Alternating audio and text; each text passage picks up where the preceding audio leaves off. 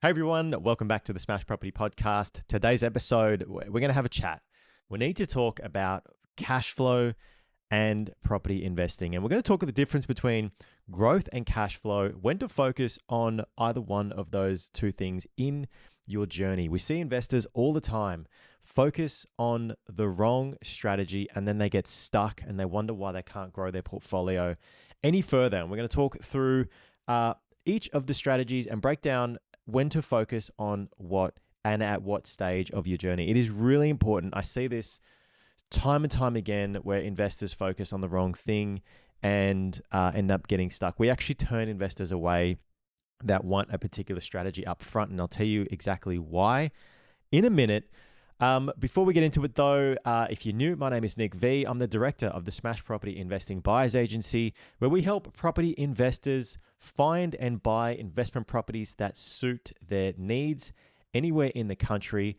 If you get some value out of the video, appreciate it if you could give it a thumbs up and consider subscribing if you haven't already. We deliver property investing content every single week, and we've been doing it for some time now. So, I want to just deep dive into first up as to what the difference is between focusing on growth and focusing on cash flow as it relates to your property investing journey.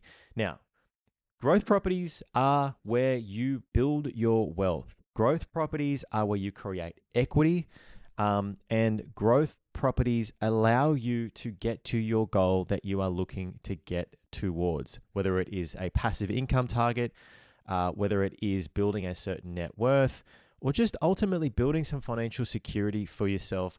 The growth properties allow you to get there. A cash flow property is a property that has a higher rental yield. It's a property that provides some income, and it is a property that, generally speaking, have less capital gains than the growth properties.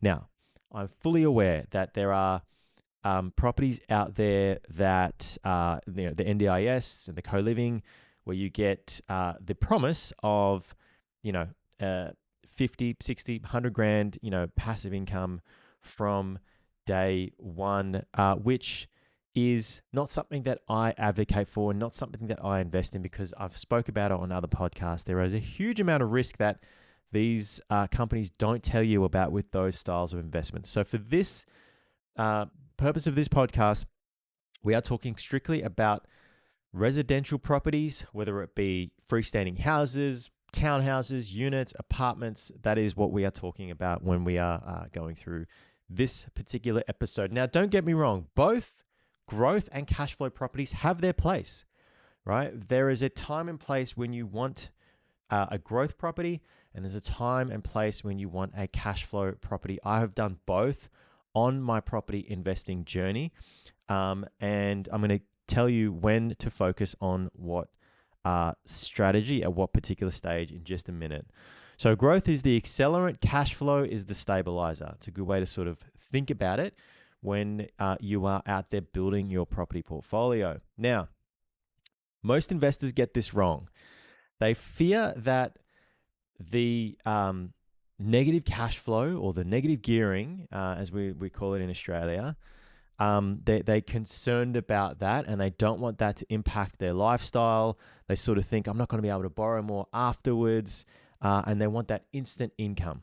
All right, so I actually understand it on a logical level, but that short-term comfort kills your long-term growth prospects, because without the equity growth, you can't leverage into the next deal. And this is the most important thing, because the yield alone is not going to make you wealthy. The yield alone is not going to allow you to continue growing your property portfolio, right? It just allows you for that property to, if you have a positive cash flow property, which in today's day and age is pretty rare to find in an area that you want to buy, it's just covering itself, and it just pays its bills, and it takes care of itself.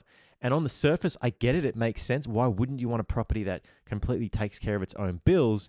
The problem with that is that the properties that do that, they are not in locations that are going to grow significantly in a short period of time. They're in locations that might be pretty stable. The price growth is pretty stagnant. Even the rental growth might be pretty stagnant as well. So you kind of just have the property there and it's just doing its own thing. It's not allowing you to get to the next level. So you got to think about it like if you have a property that might be, let's call it $100 a week, net positive cash flow, right? So it's after all the expenses, the loan, property management, all that sort of stuff, it's spitting out $100 cash into your pocket, which is doable because I actually have a property like that in my portfolio. That $100 a week, call it over a year, it's $5,000. Great, cool. I've got $5,000. I can go and do whatever I want with. But that property that I actually have in my portfolio doesn't grow significantly, right? I think I've owned it for maybe 2 years and it might have grown maybe like $80,000 in that 2-year time period, right? So I can maybe after a couple of years then pull out the equity, potentially go again. But that if I had have just done that property from the jump, I wouldn't have been able to scale to 10 properties in 5 years. I maybe would have got 2 properties in maybe 2, maybe 3 years. So it slows down your growth. I was lucky in a sense because that property has grown in value. I actually bought it with the intention of it not growing in value. I had the expectation that it won't grow in value because I needed a cash flow play at that point in time. I think it was about maybe 7, 8 properties in, and I had properties that were negative cash flow but growing significantly, and I needed to pivot to a strategy where I had a property because I wanted to get another property that had a decent cash flow, and that's why I went down that path. 6, 7, 8 properties in the game. So you've got to ask yourself, that $100 a week positive cash flow that you get is not going to change your life, right? It's not going to set you financially free, at least for the time being. So focusing on cash flow from the jump and wanting a positive cash flow property is not going to get you towards your goals. If your goal is building a multi-property portfolio, if your goal is to just have a property and you just kind of want to park it there, knowing that it might not grow too much in value, you just kind of wanted to, have something sitting there and maybe, give you a couple of extra $1,000 a year, that's fine. You can do that, and you can. There's loads of properties out there that'll allow you to do that, but you're not going to build a multi-property portfolio from a positive cash flow property, at least from the jump. And I'll explain how the portfolio, how you can expect it to evolve over time. Because you've got to remember that a negative cash flow property is not always going to be a negative cash flow property if you've bought right. Now, I'll explain that in just a second using examples from my own property portfolio that I've got. So I see a lot of investors, they come to us and they're like, Nick, I want a positive cash flow property. And I was like, mate, in the beginning, I used to entertain it, but nowadays I'm like, mate, if you want a positive cash flow property, you don't have the mindset of a property investor that wants to build a multi-property portfolio, which is what we do and what we specialize in. So we don't take these kind of clients on anymore. Because you're just buying in areas, Broken Hill, you're buying in areas like Kalgoorlie, you're buying in, mining towns, you're buying in very isolated regional centers that, again, if you're looking at freestanding houses and units and that sort of thing, where you can get these types of properties. If you are putting a 20% cash deposit down for the most part. And yeah, like I've said, if your goal is a multi-property portfolio, you want to focus on these positive cash flow properties. If you have the income to continue saving for deposits year after year, great. Go ahead and do it, because then that way you're able to still grow in your portfolio. But I know 99.9% of people aren't in that position. And therefore that cash flow route just completely gets you stuck. So the role of growth early on in your property portfolio is the first few properties should be solely focused on growth. And the reason is you want to build usable equity in your portfolio. Because what happens when you do this, this is how investors like myself and many others that we work with are able to scale to 1, 2, 3 properties in, I've seen some people do it in 12 months, go from no properties to 3 or 4 properties in that period of time. Now, they have the income to support the levels of debt. That's a whole separate topic, but they're finding properties and buying them right. So what you want to do is you want to aim to buy a property and you'll hear this commonly, and I always say, I hate saying it because it's not accurate, but below market value, I call it below comparable sale value. So and I always say this: you make money when you buy property. You make money on the way in. You make money buying the property. You never make money selling the property, and I'll explain that in just a second. So you want to buy it right under market value or below comparable sale value. You want to buy in a market that's rising in value. You want to buy in an area where there's very tight supply, and you want to buy in an area where the rents are trending upwards. There's a very, very solid reason that you want to follow that particular methodology. Is what I love to do for clients and myself, obviously, when I'm buying, is I want to get it as much as I can below comparable sale value. So I generate what we call instant equity. Because when we have that instant equity, we are not solely reliant on the market increasing in value. Because as you and I both know, there's no guarantees that a market is going to grow because anything can happen at any time. We've all seen that in the last few years, right? So by us buying a property below market value or below comparable sale value, we're giving ourselves a bit of a buffer, so we're not, again, solely reliant on the market doing its thing. Now, if we can buy in a market where it is on a growth cycle, then we just supercharge that equity that we are gaining in a very short period of time, which is the reason you are going to be able to scale your property portfolio further than just the one property. Buying in areas where we have tight supply, buying in areas where we have rental prices increasing, allows you to have some certainty that the rent that you're asking for the property from day one will slowly but surely increase over time. And I'll give you an example. I bought a bunch of properties in Brisbane many years ago now. I bought for $370-something thousand on the Moreton Bay side of Brisbane. At the time, the rents were somewhere around the $370, $380 per week. So it was close enough to a 5% yield on the purchase price.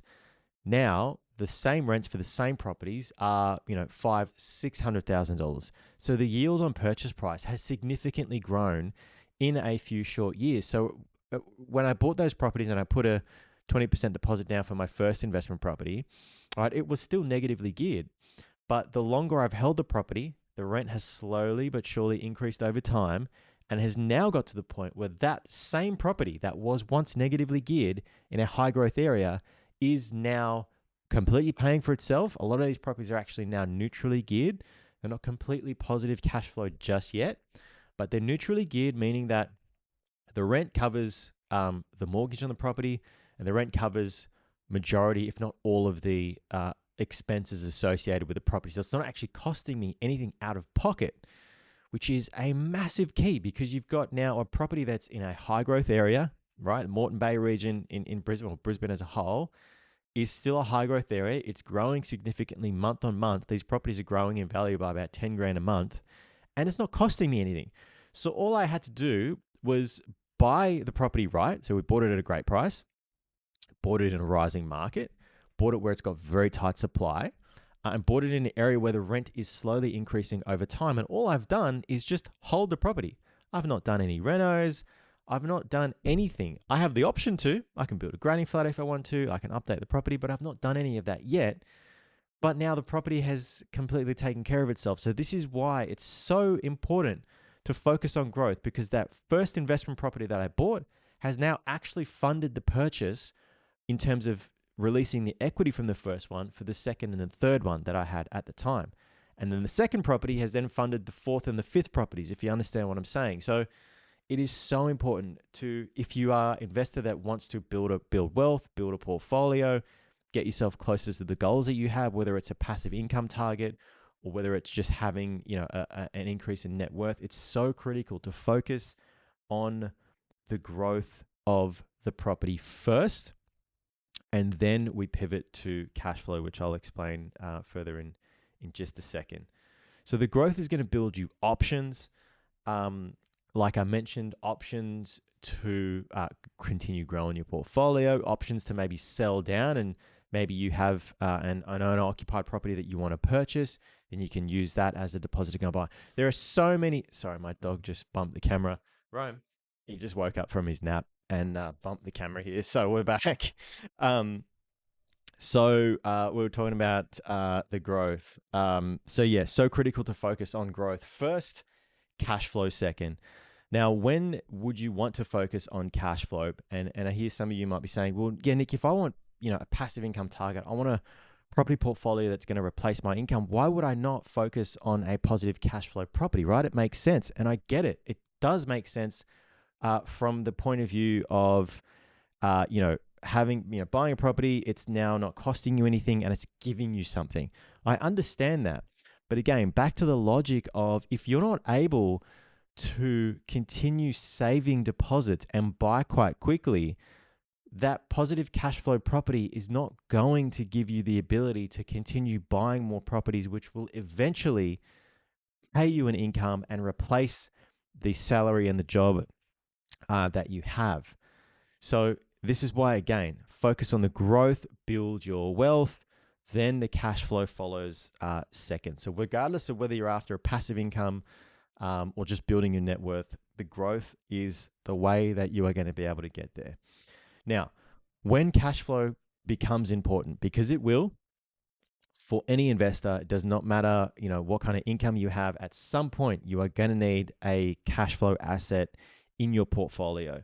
So once you've got you get to a point where your cash flow is actually becoming pretty tight.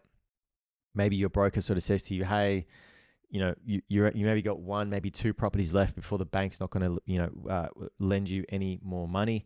That's when you want to maybe start thinking about getting a positive cash flow asset. And maybe you want to start thinking about the type of entity that you buy that cash flow asset inside of. Because another thing people sort of think when I get a positive cash flow property is, it's going to increase my borrowing capacity. No, it won't. If you buy it in your personal name, there's a very good chance that it does not increase your borrowing capacity like so many people might sort of say out there.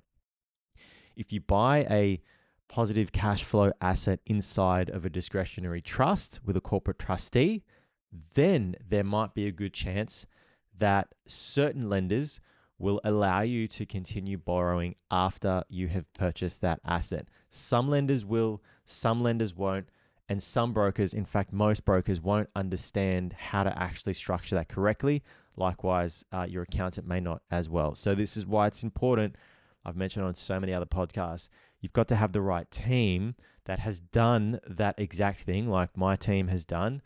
I bought the positive cash flow property inside of a discretionary trust, and it allowed me to continue buying property number 8 and 9 and 10 and so on. Doesn't always work. You've got to have the right team, like I mentioned. And that is not any type of financial advice, people, just so you are aware if there's any regulators watching. So you pivot to, most investors pivot to cash flow assets when lending starts to become a little bit tight, cash flow starts to become a little bit of a concern, and it's supposed to balance out your portfolio. It is critical to get the balance right, the balance of growth, the balance of cash flow. Maybe it might be for some people the second property you might need to do that. For other people, it might be the 15th property, whatever it is. You've just got to understand what sort of balance you need. We want the growth first, cash flow second to balance things out so that we can continue on our property investing journey. Now, one of the strategies that I think is amazing for people, and as a first-time investor, I actually thought this strategy was bullshit, and I was like, no, I'm not going to do that. Luckily, I bought properties with the intention of doing this strategy. Now, what I'm talking about here is buying a growth asset. So think, freestanding house on a larger block of land in a high growth area, buying that asset right. Like all the properties I bought in Brisbane, I bought with the intention of being able to build a secondary dwelling on them at some point. Now, why would you want to do this? The reason you want to do this is you want the high growth asset, the freestanding house on the larger block of land. The reason you'd add the secondary dwelling is to boost the rental yield of the property significantly. Now, a lot of these properties, the way that you would want to structure it is that you would set up a discretionary trust, buy the freestanding house on the larger block of land inside the discretionary trust. Um, then you want to build the granny flat. Again, it's obviously going to be inside the discretionary trust. What's then going to happen is on completion, if you've done things right and you've done the build right and you've bought right, that asset, so the freestanding house and the secondary dwelling, is going to be a positive cash flow asset, right? It's going to be spitting out positive cash flow into your bank account or into the discretionary trust bank account to be distributed to the beneficiaries. And again, some lenders are going to look at that and go, cool, all right, we'll actually discount that from your borrowing capacity and allow you to continue buying more assets. So this is why if you've got the capital to do that from the jump, which some investors that we work with do, I highly encourage you to go down that path and think about doing that. That means setting up the discretionary trust first. So having that conversation with your accountant and with your broker, finding an asset where you can build the secondary dwelling on it so that on completion, it's its own entity and it's fully washing its own face, taking care of itself. That is an amazing way if you've got the capital to do that. Obviously, it is capital intensive to set that up. If you've only got a borrowing capacity of, $500,000-$600,000, you're not really going to be able to do that effectively. But if you've got, a large cash deposit and you've got the borrowing to be able to support the debt, then it is a great way to build your wealth without really impacting your bottom line too heavily once it is completed. So that is the strategy that I've used personally. I've gone out and bought, multiple properties in multiple states now with different intentions. I never just bought just because I wanted to buy and get into a market. In fact, there was one property I did, and I'll share that one with you in a second. But for the first, 4, 5, 6, 7 properties, they were all purposefully done. And I'm so grateful that I was able to have the right people in my corner to guide me to do that in the beginning. Bought in the right markets at the right price with the right intention of being able to add value when I needed to, being able to add the secondary dwellings when I needed to, and had the foresight to hold these properties long enough so that they can actually start covering themselves and taking care of themselves. And then we pivot into buying properties inside of self-managed super funds so we can continue building the portfolio, setting up discretionary trusts and buying positive cash flow assets inside of the discretionary trusts, knowing that it's not really going to grow too well, but I had the ability to pull equity from the first few properties to fund the purchase and continue purchasing, those other properties and building the portfolio from there. And the market that I just mentioned that I entered into, I had a bit of FOMO. This was, I bought in Melbourne. This would have been maybe close to 2 years ago now, actually. Or at least 18 months, if not longer. I was like, I want to get into Melbourne. I could see it bubbling away. And I sort of, and then I know it was nine properties in, I think, maybe 8 or 9 properties in. And I was like, I had the FOMO, right? And I was like, I need to get into Melbourne. And so we bought a unit in Melbourne. Thankfully, it's grown pretty significantly in a 12-month period. I think it's like $100,000 up or something like that. But even then, right, I always talk about don't let emotions drive your decisions. And even then I was, 9 properties in and still getting emotional about getting into a market. So it can get everyone. So just be careful about that. But it is all about what do you need next in your portfolio journey to allow you to continue growing, to allow the banks to continue lending, having a great broker and a great accountant, and even a buyer's agent, if you're using one and you need one, really does help you get to that next level. Because I know, there's people out there that don't want, multiple properties, and that's fine. You don't need to, but I know a lot of you that watch this do want, that 100K passive income in 10, 15 years. You do want to buy, your dream owner occupied home at some point in your life. You do want to leave the job that you don't like. And I'm telling you from firsthand experience, property is a great way to allow you to do that. You've just got to have the sequencing right. Do not buy just for the sake of buying in any single market. Buy with purpose, buy with strategy, buy with a plan, and know what the end game is. What are you working towards? It's really important to get that right from the jump, so that you can get to where you're going at the end of the day. Because it's so easy, and I see it so often where people just they might have the income and they get to 3 or 4 properties, which is amazing. But then they get stuck. They can't move to the next level. The properties then impact their lifestyle, and then they want to sell down, and then we've got to start again from scratch. I've seen it so many times. Or we've seen that people unfortunately get sucked into these marketing gimmicks where they get the promise of passive income and positive cash flow and all this sort of crap from these certain style of investments that just don't work out. This is why I always stick with the proven stuff. I always stick with stuff that I've done personally myself. I never do for clients what I haven't done myself. And I never do what I haven't seen a mentor do. I never do what, unless someone that I'm looking up to that has done the things that I want, I don't do it. Right? I follow the path that's been that's proven to work. Now, if you want help on your journey, like I mentioned, you want access to a broker that can do the discretionary trust lending. You want access to an accountant that can set it up for you. You want obviously help on your property investing journey. This is what we do, and we help people build their multi-property portfolios, right? With the right plan, with the right strategy, and having the right team behind you to make it all happen, because it's never just an individual thing. Property is a team sport, if you like, and having the right team is critical. That being said, I'm not a broker. I'm not an accountant. We have partners that we work with that do, can set all those things up. It's a separate business to ours. We are strictly on the investment property side as buyer's agents, but like I said, the team that you can have access to is the same team that are personally helping me. So I'll just leave that out there for you guys to get in touch. If you're on YouTube, there is in the description a link where you can book some time to have a chat with us. Doesn't cost you a cent.